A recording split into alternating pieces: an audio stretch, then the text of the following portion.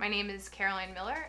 I am a research coordinator and I aspire to be an editor and animator.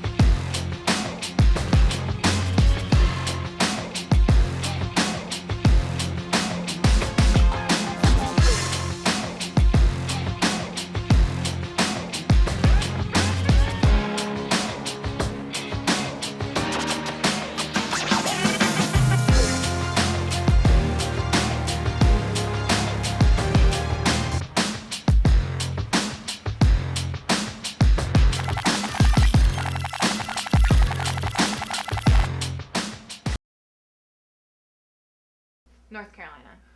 Now, did you move out here for the business or to go to school or? I moved out here to work in production. I had gone to school for film and animation when I was in North Carolina. You went to school at North Carolina, but film Yeah. school. Mm-hmm. Now, when you moved out here, was it because of networking and friends or?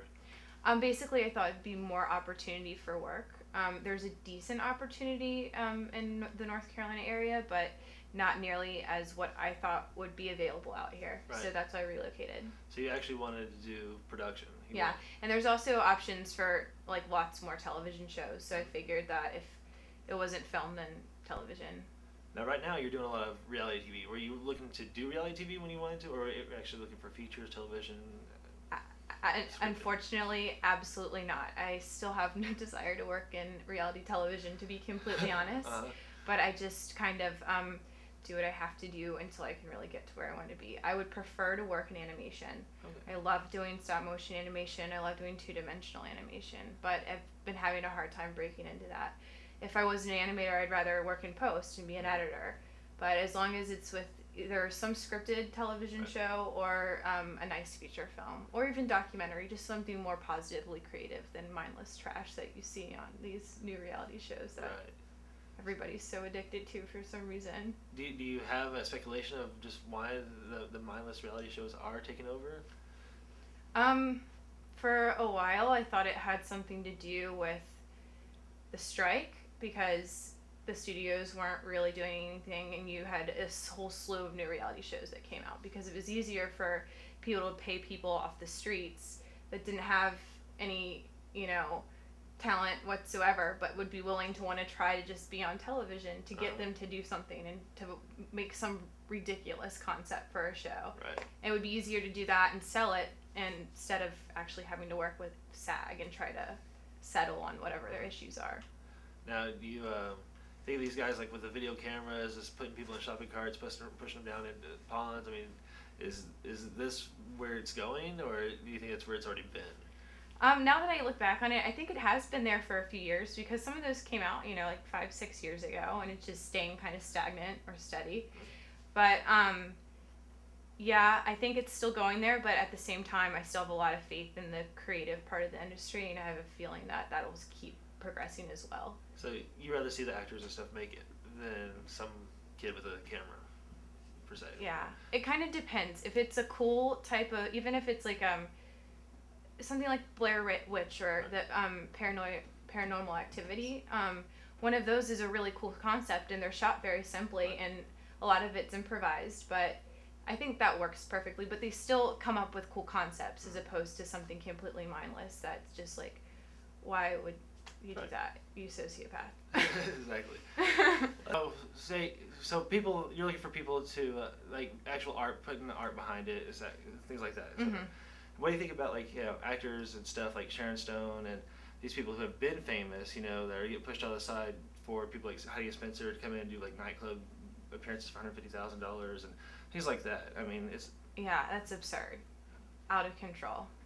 Because these are people that, and speaking like of Sharon Stone and some of the other well-known actors, that have worked very hard for what they do, and they're very passionate about what they do, and what they do is an art, and it is their work, and it's not like they are just some people from Orange County picked out of a bunch to be there for as puppets for the rest. I can't even talk about it. It makes me very frustrated. What do you think I can't even just take words to describe my frustration because it is that absurd. I totally understand that. Now, You know? so you're looking to get rid of reality TV altogether, right?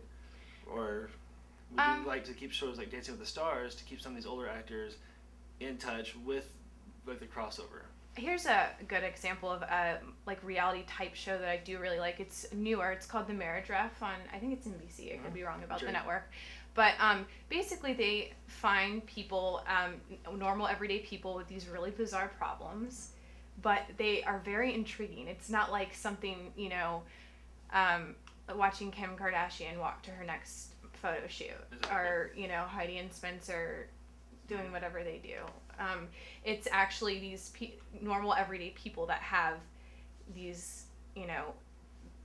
disagreements in their marriage, and then you have three well-known celebrities on a panel, and they work with a ref, and they determined who's right or wrong in this whatever the disagreement is. And that is kind of reality based, right. They still bring the talk show aspect to it in the studio audience.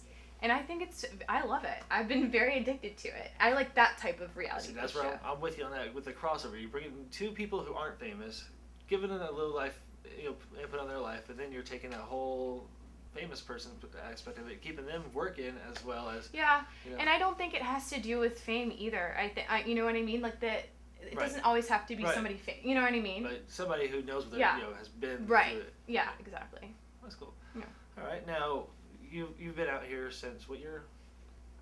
Just 2 years. So you've been out for 2 years? Yeah, 2008, I guess, when I moved out here. So now your experiences the last 2 years, you came out here right in the middle of what, the SAG strike? The first day of the strike, July 4th. July 4th of the strike. Mm-hmm. Wow. So now, what was your experiences from that? You just got here, ready to work, and everything's going to strike. Yeah, absolutely no opportunity whatsoever. And I moved out here and I didn't know anybody in the industry, and it's really hard to get into those very ambitious scripted projects that everybody wants to work on if you don't know somebody. It's impossible. I can't tell you how many. I got a friend to pass me on the production weeklies for all the features and television shows that they shoot locally and in other states. And I would apply to every single one of them on the list. Wow. Every LA one, every one in Vancouver, Shreveport. I got to see where a lot of people ventured out to shoot outside of LA too. I faxed my resume to every production office, called second ADs, and told them that I'd be willing to work long hours and that I was very passionate and just wanted to be. I'd worked for free a few times. I've done a lot of that too, just to get in. It's just impossible. The only call I ever got back from one of those was to do reshoots at Sony for Alice in Wonderland, Tim Burton's new film. And it was to do some type of PA work, either locking up or wrangling background or whatever. And I would have loved to take that, but I finally gotten a job. So I was full time somewhere and couldn't leave the minute that they need me to start heading to Sony. So it was just man. So what was the call that you ended up working on? A very shitty reality show. It's a clip show on the True TV network. It's called it was actually for Discovery. Sorry, I'm getting it all backwards. It was called Moments of Impact, and it was more that one's more of a creative show because we would find really dramatic situations, life-threatening situations, avalanches, explosions, where people's lives are in danger, and you could see them in footage be in peril. A lot of it was news footage, or even when cops' lives were in peril because they had to, have this big stakeout and shoot, all this crazy stuff going on. We would license that footage and then put a whole story to it, explain what happened, and then go into the more educational parts of it, what would cause an avalanche if it was an avalanche hit, or what would cause something, you know what I mean? Yeah. So that was kind of cool. It wasn't just a cool clip. It was actually teaching. You're teaching how these natural disasters, so to speak, if they even were that occurred. So that was kind of cool. That's a cool crossover too. Yeah, it is a cool mixture. Now, the ones that I'm working on are very mindless, I think, and I love the people I work with, and I like the job that I do, and it's still challenging, and I have a lot of responsibility, and I think that's great. But still, at the same time, content-wise, I would never watch that show Wow. ever. Not even to see my name on it. Wow. I just have to be honest. Well, that's all. Well, that's terrible. But it's awesome at the same time because it's just the fact of Hollywood and where it's going. And you just got there 2 years ago. Yeah. It's not like you've been working for 30 years. Yeah. This is recent. You've seen Yeah, this. and people say that you always should be proud of what you work on, and I think that I'm very proud to be working, and I'm very thankful and gracious to have the opportunity to work, period. Mm-hmm. Because it's still something involved production-wise. It might not be, Scorsese's next feature. That would be great too, but it's just you just have to kind of, it's the nature of the beast, and you kind of have to pay your dues before you can get to the bigger picture, Do you see that coming? You see? I hope so. I don't know. I don't know. I hope so. Tell them, say, put her in your next production. She's ready. I'm ready. Well, I appreciate you taking the time to come out here. One more question before we get there. Now that you've been out here, where do you see Hollywood going in the next 5 years? Do you see reality taking over TV and just totally getting rid of the scripts and sending them to Canada, or? I certainly hope that doesn't happen. I have a feeling that as many mindless shows they're making, there are still a lot of ambitious people that are fighting for what they really believe in. They're not doing this for a paycheck. They do it because they love it and they're passionate about it. And you think if you went to film school, I don't know if you. I do not. Well, you get to work on some really amazing projects, and you don't get paid for what you do. You pay your own money to purchase your film, to purchase all your supplies and expendables. And you work 20 hours a day, and then you go straight to sending off for film transfers or digging footage all night, And you don't stop for weeks, months straight. You put in your dues. And you're not getting paid for anything, but you love everything you do. Yeah. Because you're so passionate about it. You're driven, and you're making something you created. It's almost a blessing. Yeah. So you did that. You worked for free. You did all that. You made something happen. You come out here ready to work for just make money. something happen. Even if it was a little bit, and I can't. And it's not here. So now let's say Canada called you and said, hey, we're making it happen. We want to put you in this production. We got 3 shows. We can definitely guarantee you will you move out to Canada. Oh, of course. I've always wanted to relocate that's why I moved here. Every time that I've applied for other films, I apply everywhere. Every time I'm looking for work, it doesn't matter. I will go where it is. So as long as the work is there, that's where you're going to be. Definitely. So if California had the work here, you're going to stay home. But if it's going else, you got to go. Yeah. And I'd still love to live here. I love it here, Yeah, it's great. Well, cool. Well, thank you for taking the time. I appreciate it. Of course. Thank you.